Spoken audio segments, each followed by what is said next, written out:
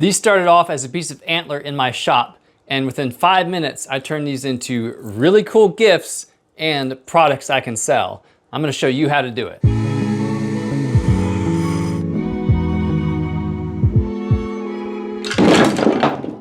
Now, we are using antler, which is a very unusual material to be using with a laser engraver. But I come upon these kind of all over the place. I deal with skulls to begin with my artwork, and then I just find them at like estate sales, and you can literally just go to PetSmart, go to the dog chew aisle, and buy yourself some antler. So it's actually readily available, as odd as it seems. The laser engraver I am using is the Creality Laser Falcon 10 watt. You can use whatever laser engraver you have. That's perfectly fine. I will show you later in the video how to engrave a material that's an unknown, like something you haven't done before and is not in the roster for materials on your program. So stick around for that. I did make a video last week on the setup of this laser engraver. So if you're new to lasers, I would recommend watching that. I unpack it and start my first engraving within 30 minutes. I'm not kidding. So if you want to see what's involved, check out that video. I'll leave a link in the description. Okay, let's get started. I've got 3 different types of antler I'm going to engrave, and then I will show you the results. And at the end of the video, I'm going to answer a question that everybody keeps asking me. I'm starting with the antler slice because it is the easiest of the 3 we are working on since it's flat. I had some antlers, so I cut slices out and then sanded them down to 220 grit sandpaper. Now, there are no antler options in the software, obviously. So if you're working with an unknown material like this, pick something from the list that is the most similar. In this case, I chose walnut because it's very hard. And then just start at a lower power and work up from there until you get the result that you're looking for. The very first pass, I didn't get anything at all on the antler, so I increased the power and decreased the millimeters per minute, and that created a really good result. Okay, before I even pull this off, just look how well that did. I only had to adjust it one time to find the correct setting, and that's how well it did.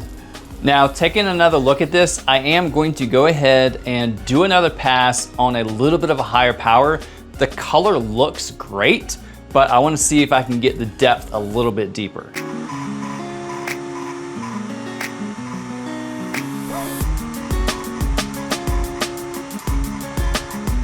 Okay, so definitely a better result. I can feel the edges, it feels great, it looks great.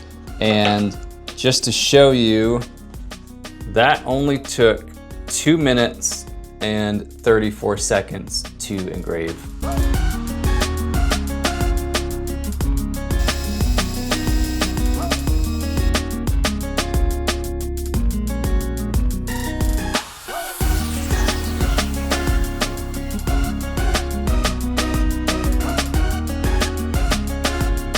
Okay, antler slices, easy peasy, hardly even had to try with that.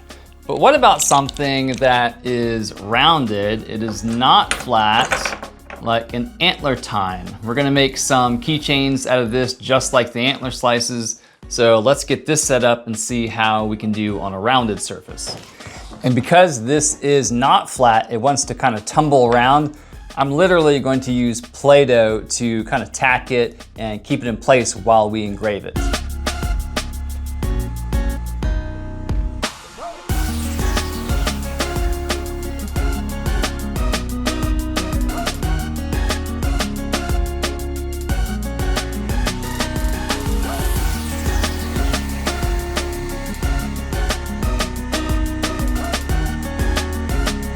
Okay, I went ahead and paused it. As you can see, it is not engraving quite as deep as I would like. So I'm going to go ahead and up the power. It's better to be safe than sorry. Start slow and then go up, and it should do a lot better. Now, engraving little antler slices and antler tines to make keychains are great gifts for your friends and family. They are also great opportunities if you have a business, whether it's a side business or you do something full time. So if you've done business before, you know about smalls. So they are the lower priced items that move off the shelf a lot quicker, and they kind of make up the gap between your higher priced items and selling nothing at all. So little items like this are great opportunities for your customers to purchase something from you and support you. And people just like picking up little things like that. And if you're like me, I already have a customer base, so this is an excellent opportunity to offer something small, upsell to my current customers, and kind of provide more options for them. And the crazy thing is, to be honest, I am very new to laser engravers myself, and yet I've already had people reaching out to me, asking me to do projects for them. And even people commenting about how laser engravers have completely changed their business. So yes, this is very useful for stuff around the house, for hobbies, for making cool things, but there are real opportunities for your business. And I love business, that's why I'm talking about it. I'm passionate about that. So I'm gonna harp on that quite a bit. Alrighty, I did increase the power and the time on this one, and I did a second pass. Again, just to get it a little bit deeper. And that is amazing. That looks so good.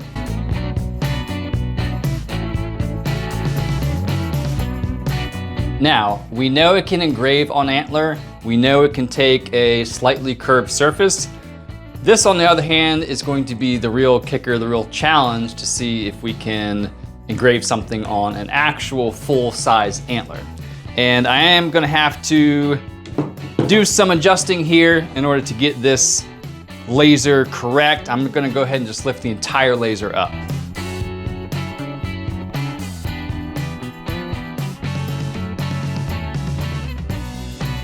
The laser is in position, the antler is framed well, and I'm using the text option in the program. So let's go, and we've got one shot at this. Let's cross our fingers.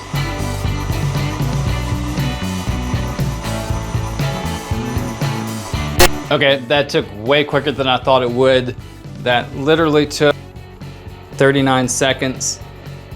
But as good as it looks, I'm gonna go over it one more time.